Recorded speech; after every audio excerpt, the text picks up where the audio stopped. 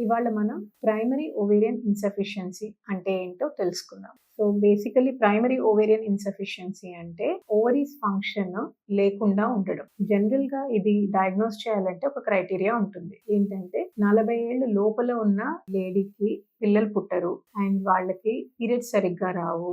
Also ovarian function అనేది సరిగ్గా ఉండదు. సో దాని వల్లే పీరియడ్స్ సరిగ్గా రావు. దీన్ని ఎలా డయాగ్నోస్ చేయాలి అంటే పిల్లలు పుట్టట్లేదు అని పెళ్ళైన కొన్నేళ్ళకి జనరల్‌గా వస్తారు. వచ్చినప్పుడు కొన్ని టెస్ట్‌లు మనం చేస్తాం. ఆ చేసే టెస్ట్‌లో FSH, oestrogen levels and AMH అనేవి చాలా ఇంపార్టెంట్ టెస్ట్స్ అన్నమాట. ఈ ఎఫ్ఎస్‌హెచ్, ఈస్ట్రోజన్, ఏఎంహెచ్ లెవెల్స్ ఎప్పుడైతే తేడాగా ఉన్నాయో వాటిని బట్టి మనం ఐడెంటిఫై చేయొచ్చు. వీళ్ళకి ప్రైమరీ ఓవేరియన్ ఇన్సఫిషియన్సీ ఉందా లేదా అనేది. సో ఎఫ్ఎస్‌హెచ్ అనేది 40 పాయింట్ల కన్నా ఎక్కువ ఉండడం, ఈస్ట్రోజన్ అనేది బాగా తక్కువగా ఉండడం, ఏఎంహెచ్ అనేది కూడా బాగా తక్కువగా ఉండడం వీళ్ళకుండే క్యారెక్టరిస్టిక్ క్రైటీరియా. సో ఇది కాకుండా విడిగా మనం ఎలా తెలుసుకోవచ్చండి అంటే 16 ఏళ్ళు, 18 ఏళ్ళకి పీరియడ్స్ రావడం అంటే కొద్దిగా లేట్‌గా పీరియడ్స్ రావడం లేదా పీరియడ్స్ వచ్చినా కూడా అవి ఎక్కువ రోజులు బ్లీడింగ్ అవ్వకుండా ఉండడం ఇలాంటి లక్షణాలు ఉంటాయి వాళ్ళకి.